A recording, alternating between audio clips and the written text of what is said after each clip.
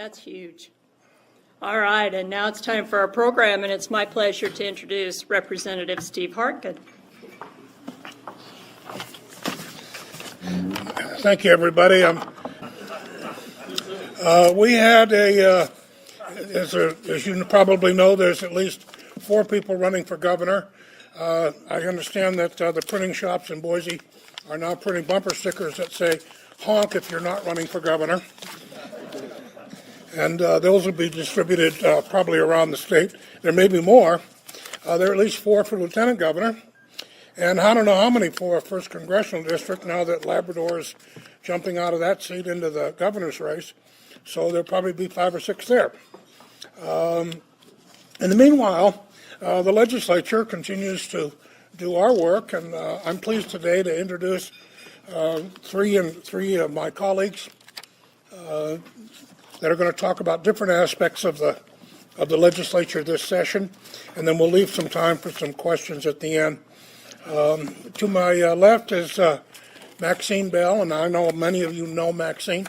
She is the co-chair of the Joint Finance and Appropriations Committee, which basically sets the parameters of the state budget annually, working with their Senate counterparts, and then those come to the full bodies of the House and the Senate for consideration.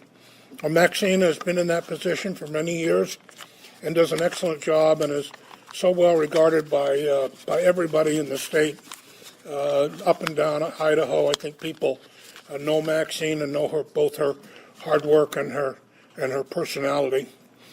To my right, Lance Clow, who is the vice chairman of the Business Committee, and he's going to talk primarily a little bit about education and some other things. And then Clark Kaufman, who will talk a little bit about transportation and some of the budgeting and the revenue committee that both he and I sit on. So without any further ado, I'm going to ask Lance to lead off, and then Clark, and then Maxine, and then we'll take some time for some questions. Thank you very much. Lance? All right. Thank you, Steve. Danny brought up something that made me think about this. He started off with a comment about what's happened with Comey. And I guess we've gone full circle, because back in the 50s, we were after the commies, and now they're after the Comeys. So I don't know.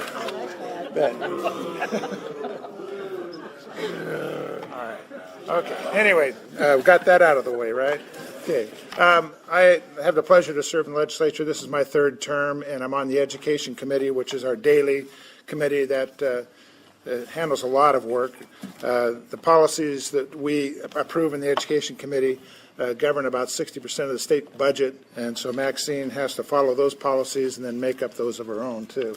But she'll talk to you more about the big part of the budget, but I'll mention a few things. This year is the 3rd year of funding for the Career Ladder, which was a major accomplishment 3 years ago, and we're really looking forward to that. It's going to take about almost $62 million in the Career Ladder this year. It's the biggest single year of budget increases on that, and it drops back off into the 40s and $50 million in the next couple of years. And that Career Ladder was much needed. One of the bills that I was involved with, it had to do with teaching. We always hear about teacher shortages, and I found it interesting that we have in place some rules with regard to your pensions, teacher pensions, PERSI. And one of those rules that if you're age 62 and you've reached your rule of 90, you can ask to start receiving your pension and stay in the classroom. But if you're under that age, you can't. And part of it's federal rules and things like that. So this year, I had addressed, I've been bringing this up the last couple of years. This year we passed and changed it.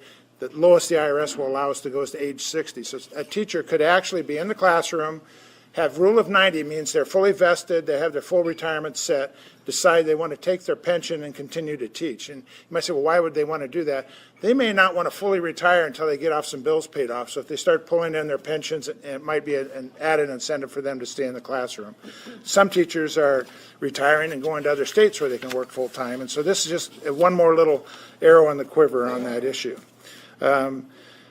Community colleges, I think, were treated pretty well this year. There was a story in the paper, I think it was today's paper, about the geothermal water transfer for CSI. And one of the questions that came up on the floor was, How are they going to pump that water up to CSI and not lose the temperature? And although I had not been really briefed on it, I just reminded them that the water isn't moving from Pristine Springs area where the water right was. It's actually just saying that nobody else is going to pump there, and that preserves that water right for CSI for their geothermal heating of most of your buildings. I'm not sure if all of them. So that was a nice accomplishment this year. One of the areas that a lot of people have heard peripheral information about is one of the things that the Education Committee did this year in both the House and Senate is rejected some rules on the new science standards. And I started looking at it more closely this week to try and come up with some comments, and I came up across an interesting thought, is that we rejected about 5 paragraphs out of about 375 new science standards. They had to do with climate change and mostly about human activity. And as I looked at it, it really was only one standard that was actually rejected, and 4 what they call additional standard comments. And some of those comments got a little, we thought went a little bit too far.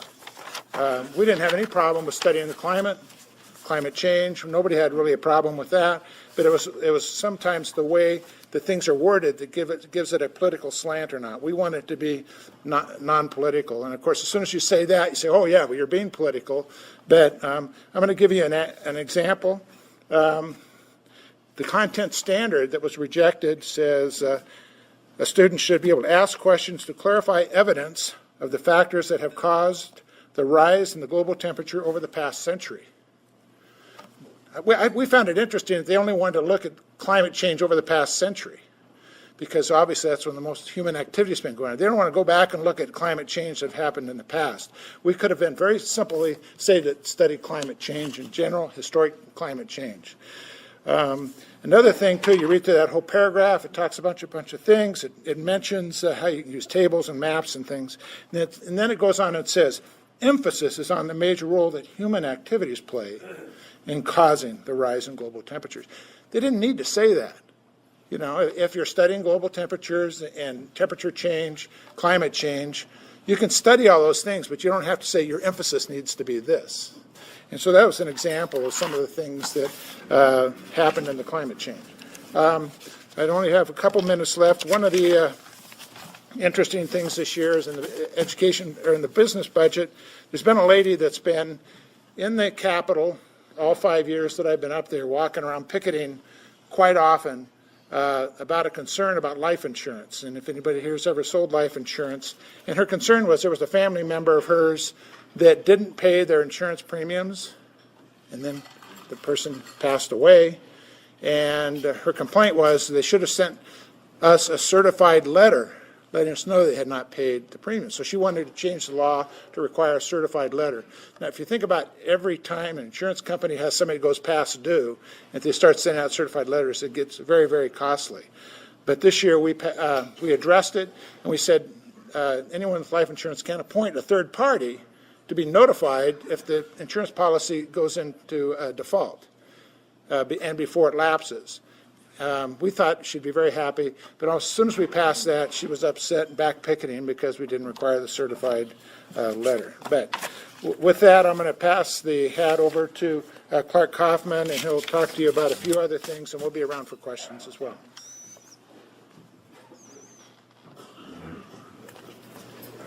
Good afternoon, and thank you for having us. And I want to say thank you to the Rotary for what you do for the community. That's outstanding. 100 years of service to the community. That's commendable, and I thank you for that. The committees that I serve on are Revenue and Taxation, Transportation, and Conservation and Resources. Just give you kind of a overview of some of the things this session was an 80-day session. 785 bills were drafted. Of those, 540 were actually introduced, and only 347 passed. Some of those got vetoed, by the way. So the hurdle, you get it through the House, get it through the Senate, then there's one more that you need. So some of the major issues that the legislature dealt with in broad categories are agriculture, business and economic development, education, general government, Health and Human Services, Natural Resources, Taxes, and Transportation. And I would just touch on a couple things on the transportation system. This year, at the beginning of the session, there wasn't much talk about transportation or transportation funding, but with the winter we had, it brought to light some of the, not only the emergency issues, but some of the deferred maintenance issues that became disasters because of the breakup and so on with, and local units of government spending their total budget on snow removal and trying to keep the roads open. So now you're in the construction season, the budget's gone, what do you do? So with the help of Representative Bell, there was $52 million for emergency applications that was set aside for emergencies. And then the legislature also approved $300 million of Garvey funding, which $150 million of that has already been okayed by the IT board to put out for bonds, and most of that will go into the Treasure Valley, where between the Nampa-Caldwell area where the freeway goes from 4 to 2 lanes, there's accidents every day, and that needs to be addressed. Also this year, there was 1% of the sales tax collections will go to transportation. And that's a real shift from previous years, because always before it's been user fee, which is registrations and fuel tax. I had a bill to increase the fuel tax 5 cents for 2 years to address the emergency issues, but I couldn't even get that out of committee. So the people that voted against it said it should be general funds because we have a surplus. So that's okay, but then the question became, how do you move it from general funds into transportation? And this is one of the ways that we came up with. And the 1% will be, it'll go all to Idaho Transportation Department, and it's to be used for congestion mitigation and expansion. 2 years ago, when we passed the fuel tax and registration increases, that money was just for maintenance. So this is a little different area. This will be not used just for maintenance. Also in the bill this year, the surplus eliminator, which took surplus funds at the end of the year and put it towards part of it, 50% of it towards transportation, was due to sunset, and we extended that for 2 years. And for me, the big part of that was we got a 60-40 split with the locals out of that surplus eliminator. Always before that all went to Idaho Transportation Department. So that's kind of a nutshell the transportation part. We had legislation on invasive species. If you haven't read up on the quagga and zebra mussels and the damage they can do to our water system, look at that. That is really devastating. We need to keep those out as long as we can. The Gas and Oil Commission was rearranged this year, put more expertise on the commission and more transparency for landowners and the reporting. So with that, I'll just say in the interim, there are things I'll be working on are Food Safety Modernization Act, veterans issues, transportation. I'd like to see transportation have a 5-year plan like education had, so we don't have to go through this fight every year. Let's get a plan to take care of our infrastructure and tax policy. And with that, I'm reminded of what I was told about a speech. Always be sincere, be brief, and be seated. Thank you.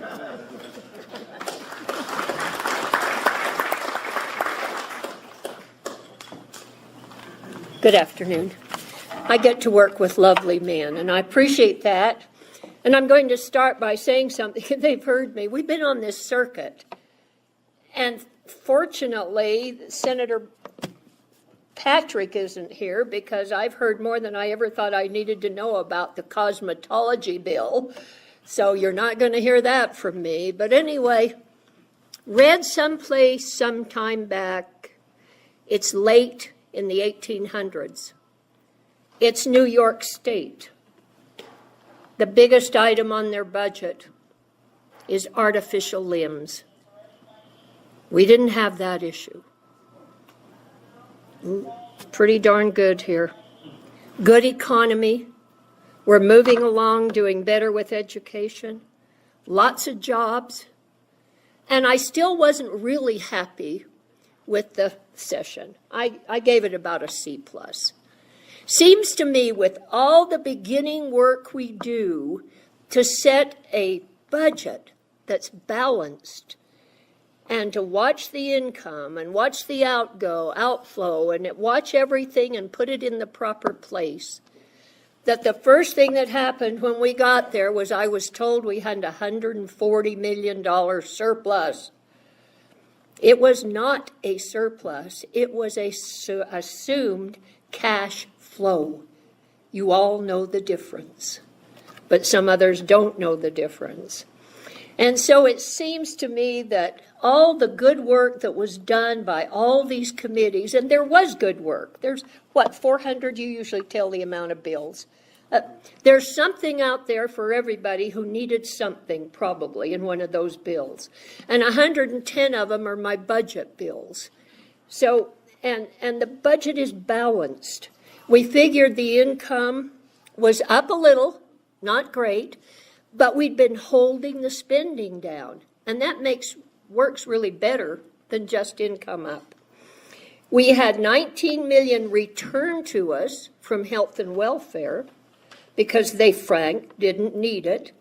The catastrophic health care people didn't need another 10 million. And then we thought we would conform with the taxes, and for some reason or other that didn't happen, and that usually costs us about 28 million. Now, hold that thought, because whatever happens on the federal level, Travis, tell me what's going to happen on the federal level if we get some kind of different tax. It could be a conformity of 60 or not, but that's why we leave money on the table. We leave 71 million on the table. The last month came in a little over what we anticipated, about 2 million. That means we're right on. January came in big, and we confiscated it. And it will go out to help those people that don't have roads under that mud any longer. And I'm sure that 50 million won't go very far, but it will go better than it would have done otherwise. So that's about the way it looks. The budget for schools was 6.4, and that's not smoke and mirrors. You can do that. You can have 5.4 coming in and spend 6.4 on 48.8% of the budget if you have those other events that I spoke of. Prisons are still pretty flat. We're doing differently. We have finally decided whether we're afraid of them or we don't like them. And so we're doing some more activity there. We're doing more mental health, which is expensive, but it wasn't just Idaho Falls that needed a behavioral health area. I guess we needed one also. Ours opened up and people were there immediately. So when we left town, we should have left everything in proper place. And I have to give kudos for Dr. Fox. There's no way in the world without his skin in the game and his thoughtful care of his budget that I could have pulled that Pristine Springs without the powers that be up there knowing that he was in the game. And I thank you for that, because that's the way it should work. Thank you. Thank you. So that's the increase. Schools alone got 100.6 million. And the new money was 175.8 million. So you can see we did the rest of it with what was left. The difference will be, and I hope we're okay. I love Clark. He knows more about roads than I've ever known. He's forgotten more about roads. And I allowed him, because he's a very nice person, to get into the tax, the sales tax, but it troubles me. It worries me. If he'll just stay with that 1% and not mess around, because I don't want that three-legged stool to get rickety. Sales taxes are pretty flat, and income tax, of course, with everybody working, is going up. We need jobs that pay better, and it looks like we're moving toward that way too. So as far as the state of things, whomever the new governor will be, and I might tell you who you really don't want, if you want to talk to me about it. I have seen a year when we had 60 million for fires. I've seen a year when we had 2 million for fires. We look for that. I've never seen a quagga mussel, but I'm told we don't want them in our water. And this year it was 4 million, just to watch and count them as they come through, and they're coming through on the bottoms of boats, and we're probably not there yet. There will always be one of those things that happens that we need to adjust for. But at this point, this governor will not have to do a holdback in August, and we won't have anybody on furloughs, and we won't have any schools closing on Friday because of us. And things look pretty good. Now, the C+ I'm saying is because, gosh darn it, if you want tax relief, let's work together from the beginning. Let's take a look at the whole picture. I'd like to see a 4-cent sales tax or a 5-cent sales tax. But this piecemealing, and by the way, kudos to Lance. He has worked so hard to try and get sales tax on the internet sales. And I don't know what he did, but he finally got to Amazon. And so we do have that for the downtown merchants, and it's only a fairness. But thank you so much for allowing me to serve.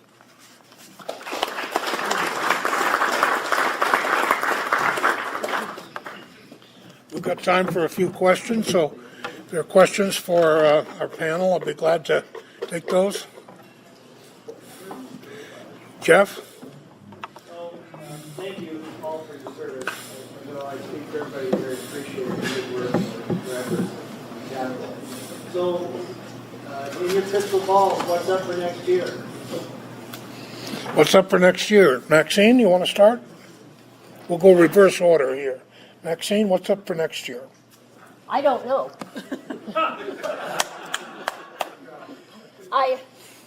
I frankly, I see more growth, I see economic growth, but I see more need. I don't know where these children are coming from. Well, I do know how, but I don't know after that where they're coming from. We'll rephrase that for the committee, thank you. The growth in the state will stay ahead of us. And this is just a tip of the iceberg on transportation. Good grief, you can't eat all of Chobani's stuff. And I can't eat all of the Cliff Bars, and the roads are terrible. So that's not done, and I don't know. And I'm not sure what will happen with the tax structure at this point. I'd hope that we take a look at the whole structure. But meanwhile, we're on task with education. And so you just rest yourselves a bit, and we'll work out the rest of it. Lance? As far as next year, one of the things we talked about income tax, and I just wrote a letter to the tax commission asking them what would be the impacts if the federal government makes major changes in their standard deductions, et cetera, and they're supposed to get back to me. I've also been working on, and Senator Brackett is not here, so he doesn't mind me saying, or he might mind, but he won't hear this, is that I'm trying to reduce the number of brackets in our income taxes. That one especially. We have 7 tax brackets for a single taxpayer between $0 and around $11,000. There's 7 different places where the tax rate changes, and I'd like to reduce those numbers. And this might give us an opportunity if we try to do any conformity, if the federal government changes their income tax. So I see us going in that direction. And I didn't do anything with Amazon. I met with them once last year, and I told them what a nice business would do. But other than that, I think they've been feeling the pressure all over the country to do that. So, Clark? I would just say transportation on that front. I'm on an interim committee this year that is looking at the impact of trucks on our infrastructure, and is the taxing and the registration that trucks have now, is it in proportion to the impact on the infrastructure? So I think we'll be coming with some recommendations next year for trucks. And I talked to Senator Brackett this morning, and And trucks over 50,000 miles a year have a free pass from there on up. So high mileage trucks in the state have an advantage. And I told him, I think we should add a bracket, not take away a bracket on that part of transportation. I would say a couple things that won't happen is, it being an election year, I don't think you'll see any kind of tax increase, or at least not across the board of any kind. That would be either fuel or whatever else. Depending on the outcome of the court case, we may, by the end of the summer, have a decision from the Supreme Court as to whether a tax on groceries will be continued as the legislature voted, or whether it will not, or whether it will stay in place as the governor wants. I've heard different opinions from various legal experts as to which way it'll go, and I don't think anybody knows for sure as to how the court is likely to rule. But if for example, the governor's veto stands, my guess is that there will be an early effort in January to reinstate that removal of the grocery tax, sales tax, 6%. That'll probably be an early bill if it's not set aside by the court. Maybe with that, I'll just pass and thank you. Are there other questions? One more. Time for one more. Eric? I'm just curious. I get it. You guys are fighting for us at the state level, but I see you holding back on giving us the power at a community level to, if we want to change our community. And by that I mean the local option sales tax. And you hear city councils all across the state clamoring for it. You've given the power to the resort towns, but there doesn't seem to be anybody stepping up and putting that out there. And I think that could change our community here in Twin Falls for the better so much if you gave us that chance to look at that. Travis Rothweiler says that the major reason there has not been a bill even brought to the legislature on that topic is that the cities really are in disagreement as to what the bill should say. Some cities want different kinds of power. Others prefer a limited tax. Others want a broader county-based tax. Others want something that's limited to, say, transportation needs or infrastructure with a sunset. So what you're saying is that everybody wants at least something. Everybody wants something, but unless you have some consensus on the various parties, then no one will bring the bill. Both Clark and I sit on the tax committee, and I've told a number of people, bring the bill.